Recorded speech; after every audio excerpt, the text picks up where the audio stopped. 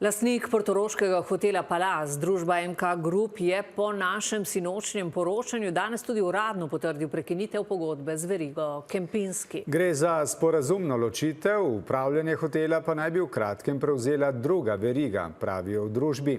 Predtem naj bi vložili več milijonov v nadgradnjo hotela, sprememba pa naj ne bi vplivala na več kot 100 zaposlenih. Jaka Vran.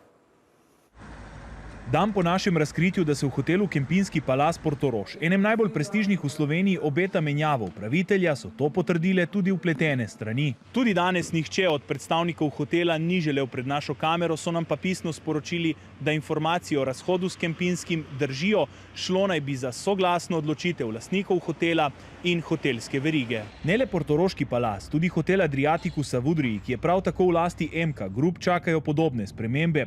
To je potrdilo tudi vodstvo družbe Kempinski. Zapisali so, da lahko potrdijo, da hotelov Palaz Portorož in Adriatic od 12. februarja 2026 dalje ne bo več upravljala družba Kempinski Hotels. O tem se je v turističnih krogih na obali že dalj časa šušljalo, vseeno je odločitev marsikoga presenetila. Vsekakor je to signal, da se poslovni modeli spreminjajo. 17 let je trajala poroka med Kempinskim in hotelom Palaz. Kot napovedujejo lastniki, naj bi prihodnje leto sklenili sodelovanje z drugo verigo.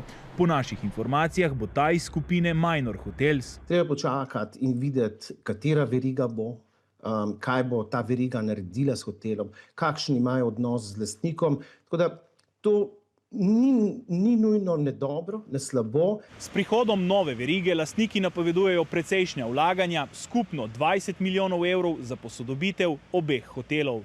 Torej približno po 10 milijonov evrov na hotel. To so lahko zahteve novega upravitelja oziroma verige, ki bo upravljala s hotelom, in to ima lahko veliko prednosti. Kaj je največja prednost hotelske verige? Je stabilnost. Hotelske verige prinašajo tudi globalno prepoznavnost, potem dostop do močnih prodajnih in rezervacijskih sistemov. Potem je tukaj zaupanje mednarodnih gostov, ki blagovno znamko že pozna. In teh je lahko na stotine milijonov, sploh pri najbolj poznanih verigah, pravi Valenčič, kar hotelu oziroma kar celi destinaciji na široko odpre vrata v svet, niso pa vse plati vedno in zgolj pozitivne. Imajo po drugi strani lahko hotelske verige tudi omejitve, ker delujejo po strogih pravilih, standardnih in imajo običajno zelo dolgoročne pogodbe.